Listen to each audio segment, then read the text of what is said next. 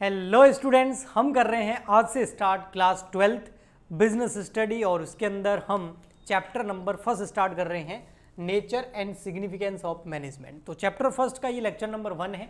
आज के इस लेक्चर के अंदर हम डेफिनेशन एंड कैरेक्टरिस्टिक्स को बहुत अच्छे से समझेंगे और ये लेक्चर देखने के बाद में आपको वो चीज़ें याद भी हो जाएगी और अच्छे से उसका कॉन्सेप्ट समझ में आ जाएगा। फिर आपको लर्न करने में बहुत हेल्प मिलेगी, वरना रट्टे मारोगे तो ये चीज़ें याद होने वाली नहीं है। ओके, तो देखिए nature and significance of management. तो यहाँ पर आप देखिए सबसे पहले बात चल रही है मैनेजमेंट की। मैनेजमेंट का इस चैप्टर के अंदर अपन नेचर एंड सिग्निफिकेंस देखेंगे, लेकिन सबसे पहले ये तो जाने कि भैया मैनेजमेंट होता क्या है, उसकी कैरेक्टरिस्टिक्स क्या होती हैं। तो आइए डेफिनेशन ऑफ मैनेजमेंट, मैनेजमेंट की डेफिनेशन आपके सामने है।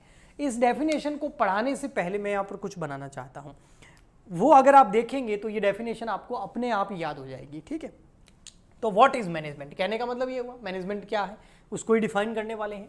तो अगर मैनेजमेंट की बात करूं, ठीक है, मैनेजमेंट शॉर्ट में मैं MGT लिख देता हूं। Management, what is management? Management is a process. ये देखो क्या लिखा मैंने, प्रोसेस। मैनेजमेंट एक प्रोसेस है, किस चीज की? ये क्या है सर? ये एनवायरमेंट। ये क्या है? एनवायरमेंट। तो मैनेजमेंट एक प्रोसेस है। चलो एनवायरमेंट को थोड़ा और बड़ा बनाते हैं। मैनेजमेंट एक प्रोसेस है, किस चीज की? एनवायरमेंट को। What is this? Environment. Environment को मेंटेन करने की, या फिर पहले कह सकते हैं इस एनवायरमेंट को डिजाइन करने की। तो अभी तक क्या समझा? मैनेजमेंट क्या? Management is a process. किस चीज की प्रोसेस है भैया? मैनेजमेंट है एनवायरमेंट को डिजाइन करने की। ये वाला एनवायरमेंट मैनेजमेंट ने डिजाइन किया है और उसको मेंटेन करने की। मेंटेन, मेंटेनिंग बोल सकते हैं आप वर्ड। तो व्हाट इज मैनेजमेंट? बिल्कुल इजी है। Management is a process that is, क्या है वो प्रोसेस, किस चीज की है? एनवायरमेंट को डिजाइन करने की और डिजाइन करने के बाद उस एनवायरमेंट को मेंटेन करने की। कैसा एनवायरमेंट भैया? कैसा एनवायरमेंट? तो बताते हैं। एक ऐसा एनवायरमेंट जिसके अंदर बहुत सारे लोग, इंडिविजुअल्स, ये इंडिविजुअल, ये इंडिविजुअल्स, ये इंडिविजुअल्स, ये इंडिविजुअल्स, और ये सारे इंडिविजुअल्स मिलके बनके क्या हो गया? ये सब इंडिविजुअल्स है, व्यक्ति है, अकेले अकेले, इंडिविजुअल इंडिविजुअल, और ये सब मिलके क्या हो गया? ग्रुप। और ये इस एनवायरनमेंट के ये अंदर ये सभी इंडिविजुअल मिलके एक ग्रुप बनाते हैं और ये ग्रुप क्या करता है? एफिशिएंटली। कैसा? एफिशिएंसी के साथ में, एफिशिएंसी, एफिशिएंटली क्या करता है? सेलेक्टेड गोल्स को अचीव करता है। किसको अचीव करेंगी आगे जाके? सेलेक्टेड गोल्स या सेलेक्टेड एम्स। तो बड़ा सिंपल डेफिनेशन है इसका। मैनेजमेंट इज अ प्रोसेस, किस चीज की? एक ऐसा एनवायरमेंट डिजाइन करने की और उस एनवायरमेंट को मेंटेन करने की। कैसा एनवायरमेंट? जिसके अंदर इंडिविजुअल्स या ग्रुप ऑफ पीपल्स एफिशिएंटली काम करे किसी सेलेक्टेड एम्स को अचीव करने के लिए। That is management. तो सिंपल देखें तो एक बिजनेस के अंदर एक ऐसा, या किसी भी ऑर्गेनाइजेशन के अंदर, चाहे वो पॉलिटिकल हो, रिलीजियस हो, चाहे वो इकोनॉमिक हो, कैसा भी ऑर्गेनाइजेशन हो, उस ऑर्गेनाइजेशन के अंदर एक ऐसा एनवायरनमेंट क्रिएट करना, एक ऐसा एनवायरनमेंट डिज़ाइन करना, क्रिएट करना, और उस जो एनवायरनमेंट आपने डिज़ाइन किया, क्रिएट किया है, उसके अंदर क्या होगा? कुछ लोग मिलकर के आपस में एफिशिएंटली काम करेंगे किसी एम को, किसी गोल को, किसी ऑब्जेक्टिव को अचीव करने के लिए। और ऐसा एनवायरनमेंट केवल डिजाइन नहीं करना, उसको हमेशा के लिए मेंटेन करना, यही मैनेजमेंट है। ओके, सो यही लिखा हुआ है यहां पर देखिए। Management is the process. Management एक प्रोसेस है, किस चीज की?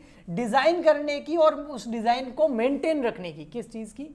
एनवायरनमेंट को डिजाइन करना और जो एनवायरनमेंट डिजाइन किया उसको हमेशा मेंटेन रखने की। और उस एनवायरनमेंट में क्या होता है? इन विच इंडिविजुअल्स, ये जो इंडिविजुअल्स हैं, वर्किंग टुगेदर इन ग्रुप्स, और ये आपस में मिलकर के ग्रुप्स में काम करते हैं एफिशिएंटली, बहुत ताकत के साथ, पावर के साथ एफिशिएंटली अकॉम्प्लिश सेलेक्टेड एम्स, ताकि वो जो सेलेक्टेड एम्स है इन सब ने मिलकर के जो एम डिसाइड कर रखा है उस एम को अचीव किया जा सके। अब बेटा आप ये डेफिनेशन देना, इसको अगर याद करके देखोगे ना यूं याद होगी। इसीलिए हमारे लेक्चर्स देखते जाइए और लर्न करते जाइए, उनसे सीखते जाइए, उसका एक्सप्लेनेशन देखते जाइए और साथ साथ में अपनी स्टडी करते जाइए अपने नोट्स बना करके। बिजनेस स्टडी बहुत इजी लगेगी और मेरा तो बिजनेस स्टडी में टारगेट है, जितने भी बच्चे मेरे से बिजनेस स्टडी पढ़ के गए हैं 90+। ओके ठीक। कैरेक्टरिस्टिक्स ऑफ मैनेजमेंट, अब बात करते हैं कैरेक्टरिस्टिक्स क्या है। हर चीज की कुछ कैरेक्टरिस्टिक्स होती है ना, तो मैनेजमेंट की कैरेक्टरिस्टिक्स क्या है। सबसे first, management is a goal oriented process. बिल्कुल पता है हमको, विदाउट गोल मैनेजमेंट हो ही नहीं सकता। ये जो हमने प्रोसेस बनाई है जिसमें इंडिविजुअल्स मिलकर के ग्रुप में काम करेंगे, क्यों करेंगे भैया, क्यों करेंगे, और एफिशिएंटली काम करेंगे, क्यों करेंगे, सेलेक्टेड, ये दिख रहा है आपको नीचे, सेलेक्टेड एम्स के लिए, सॉरी यहां पर मैंने लिखा है नीचे सेलेक्टेड एम्स के लिए, जो सेलेक्टेड गोल्स हैं उसके लिए काम करेंगे। तो मैनेजमेंट के लिए जरूरी क्या है, गोल ओरिएंटेड प्रोसेस। जो प्रोसेस हैं, जो आप कर रहे हैं काम, उसका कुछ गोल होना चाहिए, तभी तो उस काम को करने में मजा आएगा। तो मैनेजमेंट भी सेम है, management is a goal oriented process, इसमें गोल होता ही होता है। विदाउट गोल मैनेजमेंट इम्पॉसिबल है। Okay, management is a all pervasive, management हर जगह है, ऐसी कोई जगह नहीं है जहां पर मैनेजमेंट नहीं हो। तो मैनेजमेंट क्या होगा, आपको दिख तो रहा है अच्छे से, management is a all pervasive. Sir इसका थोड़ा सा और बताइए ना, मैनेजमेंट ऑल परवेसिव का मतलब क्या हो गया भैया। मैनेजमेंट ऑल परवेसिव का मतलब हो गया, चाहे आपका पॉलिटिकल ऑर्गेनाइजेशन हो, चाहे आपका इकोनॉमिकल ऑर्गेनाइजेशन हो, चाहे आपका टेक्निकल ऑर्गेनाइजेशन हो, चाहे आपका कैसा भी ऑर्गेनाइजेशन क्यों ना हो, है ना, हर ऑर्गेनाइजेशन के अंदर मैनेजमेंट तो चाहिए ही चाहिए। सोशल हो, पॉलिटिकल हो, रिलीजियस हो, या फिर आपका इकोनॉमिक हो, जैसे हम बिजनेस में इकोनॉमिकल ऑर्गेनाइजेशन की बात करते हैं, ठीक है। तो हर ऑर्गेनाइजेशन के अंदर आपको मैनेजमेंट चाहिए चाहिए। तो मैनेजमेंट हर जगह है, ऐसी कोई जगह है ही नहीं जहां पर मैनेजमेंट ना हो। पेट्रोल पंप पे चले जाइए, आपको मैनेजमेंट दिखेगा ही दिखेगा। विदाउट मैनेजमेंट पेट्रोल पंप पे भगदड़ बच जाएगी। मंदिर में चाहिए, वहाँ पर मैनेजमेंट होगा। चाहे आप किसी बिजनेस में, किसी बड़े मॉल में चले जाइए, वहाँ पर मैनेजमेंट होगा।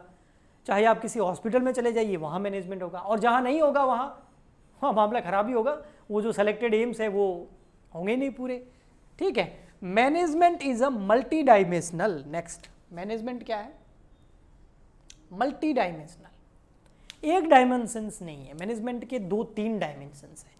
अब वो कौन कौन से होते हैं मैं आपको बता देता हूँ। पहले ये हटा देता हूँ, अगर आपको लिखना हो, नोट करना हो तो आप इसको स्क्रीनशॉट लेके या पोज करके लिख सकते हैं, ठीक है। ये चीज़ आपको डेफिनेशन याद करने में काम आएगी। ओके चलिए आगे बढ़ते हैं। क्या है, management is a multi dimensional. कौन कौन से डायमेंशनल है, मैनेजमेंट कहाँ कहाँ होना जरूरी है। तो सबसे पहले है management of work, A point है मैनेजमेंट। मैनेजमेंट को मैं शॉर्ट में MGT लिख रहा हूँ, MGT यानी कि मैनेजमेंट ऑफ वर्क। क्या हम भी सर शॉर्ट में लिख सकते हैं, नहीं, एग्जाम में तो बिल्कुल मत लिखना, यहाँ लिख सकते हैं मैनेजमेंट ऑफ वर्क। सबसे पहले आपको काम का मैनेजमेंट करना होता है। हर ऑर्गेनाइजेशन के अंदर बहुत सारे काम होते हैं, उन वर्क होते हैं, है ना। वो कौन सा व्यक्ति कौन सा काम करेगा, कौन सा पर्सन कौन सा किस काम वर्क को किसे देंगे, कौन उसको अच्छे से कर सकता है, तो ये मैनेजमेंट ऑफ वर्क। सेकंड होता है management of people, MGT of people. जो भी ऑर्गेनाइजेशन के अंदर काम कर रहे हैं, चाहे वो मैनेजर्स हो, चाहे वो वर्कर्स हो, चाहे वो एम्प्लॉयज़ हो, चाहे वो ओनर हो, तो उनका भी अच्छे से मैनेजमेंट। और अधिकतर जो मैनेजर अपॉइंट किए जाते हैं वो जो ह्यूमन रिसोर्स होते हैं किसी भी बिजनेस के अंदर, है ना। बिजनेस के अंदर 2 तरह के रिसोर्सेज होते हैं ना, फिजिकल और ह्यूमन। फिजिकल मतलब मटेरियल हो गया, मनी हो गया, मेथड हो गया, मशीन हो गया, और ह्यूमन रिसोर्सेज में आ गया आपके मैन। तो जो ह्यूमन रिसोर्सेज है उनका भी मैनेजमेंट करना पड़ेगा, और जो फिजिकल रिसोर्सेज है उनका भी मैनेजमेंट करना पड़ेगा। और लास्ट में C number, management of operation.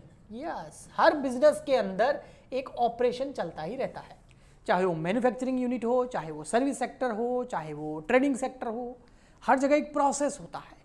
उस प्रोसेस का भी प्रॉपर मैनेजमेंट होना चाहिए। अदरवाइज वो प्रोसेस रुक गई ना तो बिजनेस में प्रोडक्शन रुक जाएगा, और अगर प्रोडक्शन रुक गया तो बिजनेस में प्रोडक्शन ही नहीं होगा तो बेचोगे क्या। या फिर अगर फालतू रुक रहा है तो आपकी कॉस्ट जो है, लागत जो है वो बढ़ जाएगी। आने वाले लेक्चर्स के अंदर हम इसको डिटेल में पढ़ेंगे। तो management of work, management of people, management of operation, ये हो गया मल्टी डायमेंशनल मैनेजमेंट। तो हर जगह इन 3 जगह पे मैनेजमेंट, इन 3 चीज़ों का मैनेजमेंट करना पड़ता है। Next, management is a continue process. Yes, management continue चलने वाली प्रोसेस है। ऐसा नहीं है आज मैनेजमेंट किया कल नहीं करेंगे, 24/7 मैनेजमेंट हर टाइम होना चाहिए। ओके, और ये हमने देखा भी था, जो ये एनवायरनमेंट तैयार करते थे मैनेजमेंट का, इसको डिज़ाइन भी करना है और मेंटेन, मतलब हर टाइम मेंटेन करना है मैनेजमेंट को। इसीलिए management is a continuous process, her time चलने वाली प्रोसेस होती है मैनेजमेंट। ओके, ठीक। नेक्स्ट आता है आपका management is a group activity. अच्छा, इसमें आप थोड़ा और लिख सकते हैं, management is a continue process में। कॉन्टिन्यू प्रोसेस का मतलब हो गया आपका, सबसे पहले आप प्लानिंग करेंगे, आगे ये चैप्टर्स भी है। प्लानिंग के बाद में ऑर्गेनाइजेशन है ना, फिर डायरेक्शन, फिर आप है ना कंट्रोल, है ना। तो मैनेजमेंट कंटिन्यू प्रोसेस होती है। Management is a group activity. Group में मैनेजमेंट, जो भी ग्रुप एक्टिविटी है सब मिलकर के मैनेज करेंगे, कोई अकेला मैनेज करेगा उससे होगा नहीं। अगर कोई ये क्लास है आपकी, आप जहाँ पढ़ते हैं, आपकी जो भी क्लास है, स्कूल में पढ़ते होंगे, तो आपकी जो क्लास है अगर उसमें अच्छे से मैनेजमेंट हो तो कोई एक स्टूडेंट कर सकता है, 2 स्टूडेंट मिल कर सकते हैं, नहीं, सभी को करना पड़ेगा। ग्रुप में मिलकर के वो क्लास के अंदर एक अच्छा मैनेजमेंट या एक अच्छा डिसिप्लिन ला सकती है। तो management is a group activity. Next है management is a dynamic function. Dynamic function क्या होता है? डायनेमिक फंक्शन की एक खासियत होती है, डायनेमिक फंक्शन वो होता है जो कितने भी सामने से चैलेंजेस आए उनको एक्सेप्ट करता जाएगा। हाँ, आने दे, ये प्रॉब्लम आई, ये रहा सॉल्यूशन, ये प्रॉब्लम आई, ये रहा सॉल्यूशन। या कोई चेंजेस आ जाते हैं तो उसको फटाफट से, उस चेंजेस को फटाफट से अपनाता जाता है, उसको बोलते हैं डायनेमिक फंक्शन। तो मैनेजमेंट एक डायनेमिक फंक्शन है, क्योंकि बिजनेस जो होता है या कोई ऑर्गेनाइजेशन होता है उसके सामने कंटिन्यू चैलेंजेस आते रहेंगे, उसके सामने कंटिन्यू चेंजेस आते रहेंगे, क्योंकि एनवायरनमेंट, चाहे वो पॉलिटिकल हो, सोशल हो, रिलीजियस हो, एनवायरनमेंट जो होता है वो कंटिन्यू चेंज होता रहता है। और एनवायरनमेंट में चेंजेस होते हैं तो बिजनेस भी अफेक्ट पड़ता है, ऑर्गेनाइजेशन पे भी उन चेंजेस का प्रभाव पड़ता है। जैसे टेक्नोलॉजी चेंज होंगी तो सारे बिजनेस चेंज होंगे। देखो चेंज हुआ ही है ना, अभी आप ऑनलाइन घर बैठ के पढ़ रहे हैं, आज से 20 साल पहले, 10 साल पहले कोई होता था? नहीं। तो है ना, जो आपका जो मैनेजमेंट होता है वो डायनेमिक फंक्शन होता है, उसके अंदर कोई भी चेंज होगा वो उसको एक्सेप्ट कर लेगा, उसको अपना लेगा, उस चैलेंज का वो सॉल्यूशन निकाल लेगा। ठीक है, तो मैनेजमेंट एक डायनेमिक फंक्शन, चेंजेस आते रहेंगे, एक्सेप्ट करता रहेगा। नेक्स्ट है management is a intangible force. Intangible force मतलब मैनेजमेंट दिखता नहीं है, ए मैनेजमेंट इधर आ, ये खड़ा मैनेजमेंट, ऐसा नहीं है। मैनेजमेंट दिखता नहीं है, इनटेंजिबल फोर्स है। जैसे अकाउंटेंसी में होती है इनटेंजिबल एसेट्स, वो दिखती तो नहीं है लेकिन उसको महसूस किया जा सकता है ना। तो ये भी ऐसा ही है, इसका एहसास हो जाएगा। जैसे हम किसी शादी पार्टी में जाते हैं, किसी फंक्शन में जाते हैं, और अगर वहाँ का मैनेजमेंट बहुत अच्छा होता है तो हम बाहर आके कहते हैं मैनेजमेंट बहुत अच्छा था। कहाँ देखा आपने उस मैनेजमेंट को? देखा मतलब महसूस किया कि सारी चीज़ें व्यवस्थित थी, सब कुछ बढ़िया था, तो मैनेजमेंट बढ़िया था। और अगर बेकार होता है तो इनको मैनेज ही करना नहीं आया, खर्चा तो बहुत किया लेकिन मैनेजमेंट सही नहीं था। समझ में आया ना? तो महसूस किया जा सकता है। तो इनटेंजिबल फोर्स है, आप वहाँ पर जाएंगे तो उसके एग्जिस्टेंस का आपको पता चल जाएगा। सो ये हो गई characteristics of management and definition Harold, Koontz and Henry Weihrich के अनुसार थी। तो ये हो गया आपका चैप्टर नंबर 1 का लेक्चर नंबर या पार्ट नंबर 1। सेकंड पार्ट में हम इसको आगे और कंटिन्यू करेंगे, इसकी इंपॉर्टेंस वगैरह, इसके नेचर वगैरह को आगे बढ़ाएंगे।